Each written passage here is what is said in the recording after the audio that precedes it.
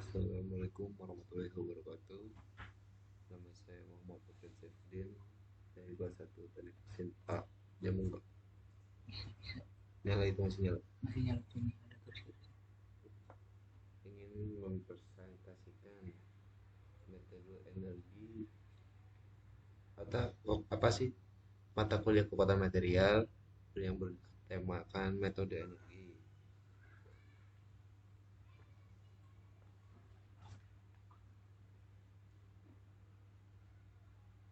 Di sini kami dari grup 9, yaitu anggotanya saya Arifin Budi Prastia dan Saya teman saya. Muhammad Mufid Saifuddin. Daftar bab yang ingin dipelajari pada metode energi ada 6. Pertama itu ada pendahuluannya, ya seperti definisi energi kekuatan material dan pentingnya memahami energi kekuatan material di industri manufaktur serta jenis-jenis. Dan kedua jenis-jenis ini yang pertama itu ada tiga: energi elastis, energi plastis, dan energi patah. Nah, yang ketiganya ini ada pembunuhan atau cara eksperimen yang dilakukan. Ada juga metode numerik, pengaplikasian, dan penutup sebagai tanya dan penutup tanya dan jawab. Sesudah ke pengertiannya atau definisinya. Apa Metode definisi metode energi? Definisi energi metode energi itu definisinya, definisi energi kekuatan material adalah energi yang tersimpan dalam suatu material akibat pemberian suatu pemberian atau penerapan kekuatan padanya, dan pentingnya memahami energi kekuatan material juga dapat digunakan untuk mengoptimalkan desain struktur, memprediksi kegagalan material, dan meningkatkan keandalan komponen. tujuan dalam mempelajari energi material, metode energi itu memahami dan menerapkan konsep-konsep dasar dalam analisis energi pada sistem fisika. Beberapa tujuannya meliputi pengembangan rekayasa, yaitu pemahaman metode energi pada kekuatan material, dasar untuk mengembangkan teknik rekayasa yang lebih maju, analisis struktur yang efisien, dengan menganalisa respon terhadap material, pembebanan eksternal, kita dapat memperoleh pemahaman yang lebih baik tentang bagaimana material berperilaku. Yang ketiga, prediksi kegagalan struktur. Metode energi juga digunakan untuk memprediksi kegagalan pada struktur dan komponen material. Yang terakhir, pengembangan material baru, yaitu memungkinkan kita untuk mengembangkan material baru dengan kinerja yang lebih baik. Nah, lanjut ke jenis-jenisnya. Ada jenis-jenis energi pada kekuatan material itu kan tadi seperti yang dibilang ada tiga: energi elastis, plastis, dan energi patah. Dalam kekuatan material terdapat beberapa jenis energi yang relevan untuk menganalisis kekuatan dan informasi suatu bahan atau struktur. Nah, berikut ini adalah beberapa jenis energi yang sering digunakan. Ini penerapannya terlebih dahulu dalam industri manufaktur. Penggunaan energi kekuatan material dalam desain dan produksi komponen mesin, struktur bangunan dan kendaraan. Keandalan struktur, memahami energi kekuatan material untuk memperkirakan masa pakai dan kendala struktur. Dalam rekayasa material, pengembangan material baru dengan energi kekuatan yang lebih tinggi atau sifat mekanik yang unggul. Nah, lanjut ke jenis-jenis pengertian jenis-jenis energi. Nah, tadi kan tiga: energi patah. Pengertian itu adalah energi yang diperlukan untuk merusak suatu material atau menyebabkan kegagalan pada struktur. Dan lanjutnya energi plastis, energi yang disimpan dalam material ketika diberikan deformasi elastis. Energi ini dapat dilepaskan saat deformasi dihilangkan. Selanjutnya ada energi elastis, energi yang disimpan dalam material ketika diberikan deformasi elastis. Energi ini dapat dilepaskan saat deformasi dihilangkan.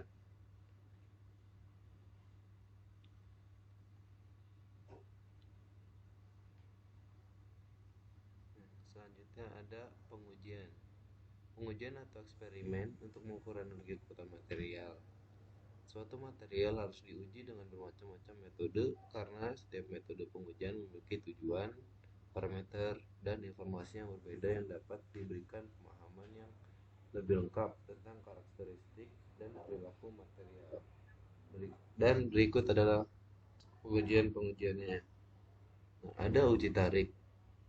Metode yang umum digunakan untuk mengukur kekuatan tarik, keregangan, dan energi patah material. Lalu ada uji lentur, metode yang digunakan untuk mengukur kekuatan lentur dan energi patah pada benda uji berbentuk balok atau plat. Lalu ada uji impact, metode yang digunakan untuk mengukur ketangguhan material terhadap beban bila diberikan tumpukan secara tiba-tiba.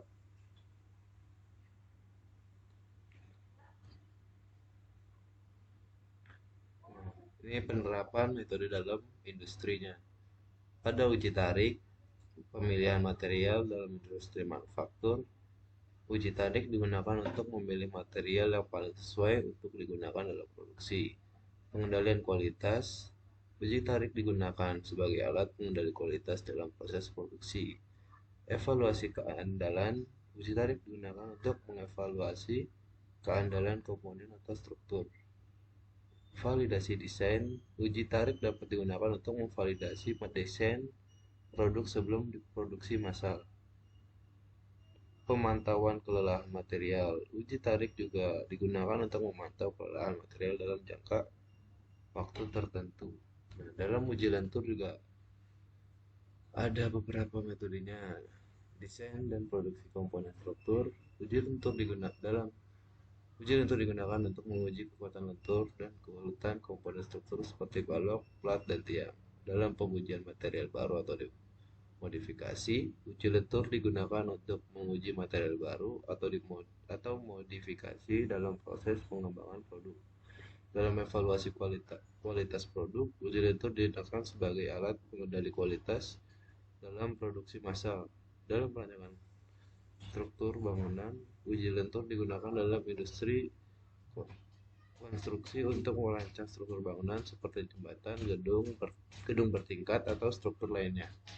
Nah, uji impact juga ada. Dalam pengujian ketangguhan produk, uji impact digunakan untuk memastikan keandalan produk dalam menghadapi kondisi operasional yang keras. Mengembangkan material baru, uji impact digunakan dalam pengembangan material baru untuk memahami respon mereka terhadap kekuatan impact. Pemahaman kegagalan material, uji impact dapat membantu dalam memahami mekanisme kegagalan material.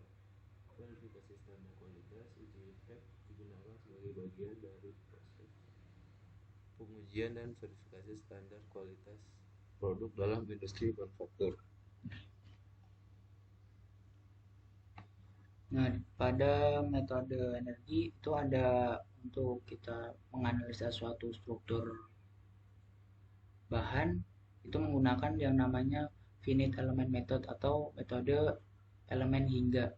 Metode elemen hingga ini adalah prosedur numeris yang dipakai untuk menyelesaikan masalah-masalah dalam bidang rekayasa engineering seperti analisa tegangan, perpindahan panas, elektromagnetis, dan aliran fluida. Nah, mungkin Anda masih ingat, dulu kita mempelajari tentang struktur pembebanan 3 titik yang disebut dengan gaya reaksi. Nah, gaya reaksi yang terjadi pada masing-masing titik ini harus kita hitung satu persatu. Pastinya menggunakan metode yang cukup rumit, yaitu persamaan momentum, superposisi, dan lain-lain. Nah, ini untuk batang sederhana saja. Bagaimana jika udah berubah menjadi struktur mobil atau plat pada mobil atau mungkin struktur pesawat yang lebih rumit lagi? Pasti memerlukan analisa atau aplikasi yang lebih mudah. Nah, di situ ditemukanlah yang namanya metode elemen hingga atau FEM, Finite Element Method.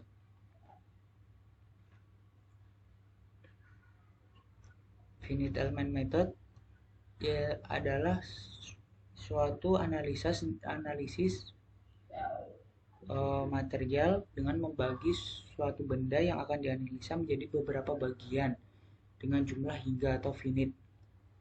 Bagian-bagian tersebut disebut dengan nodal, yang maknanya sendirian adalah penghubung antara elemen-elemen satu dengan elemen lainnya, kemudian dibangun persamaan matematika yang menjadi representasi benda tersebut.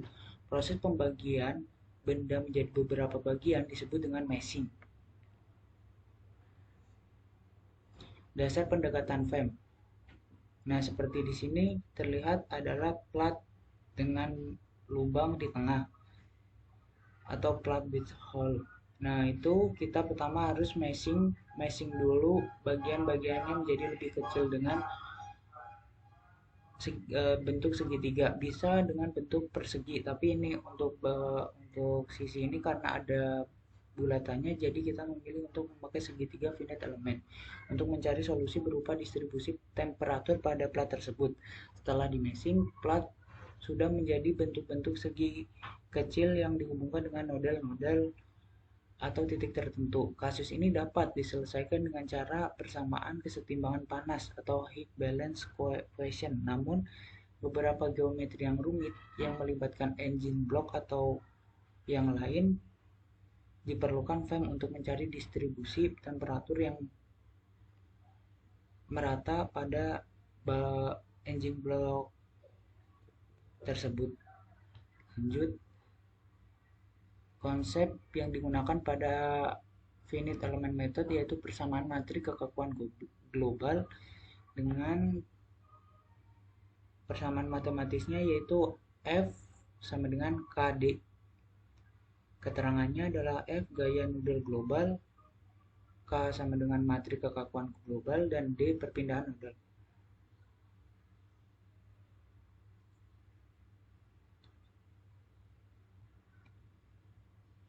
Nah, seperti ini suatu bentuk dari persamaan matrik kekakuan global.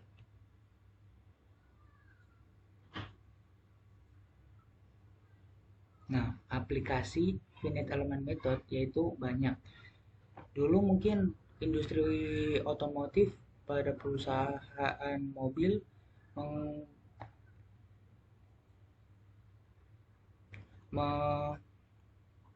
berinvestasi berjuta-juta miliar untuk menghancurkan suatu mobil agar mengetahui ketahanan dari suatu produknya sendiri.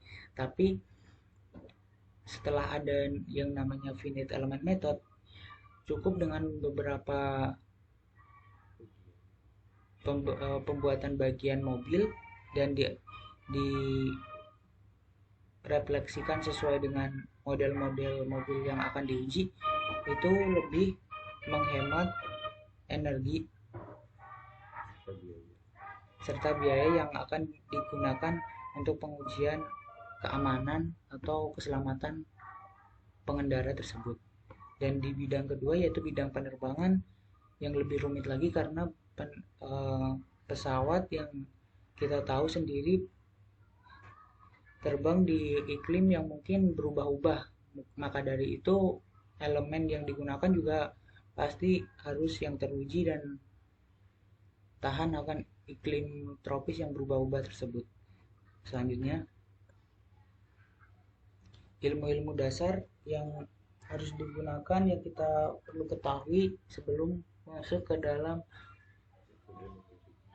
metode elemen hingga ini atau finite elemen hingga, yaitu pertama matematika teknik, statistika struktur, mekanika kekuatan material, material teknik atau ilmu bahan, mekanika fluida. Jika untuk matematika teknik sendiri lebih ke bab matriks ordo 2, ordo 3, dan penerapan matriks dalam Excel. Lanjut selanjutnya. Nah, ini metode numerik terpakai, yaitu adalah sistem atau metode yang dipakai dalam menghitung suatu perpindahan nodal dalam FEM atau finite element.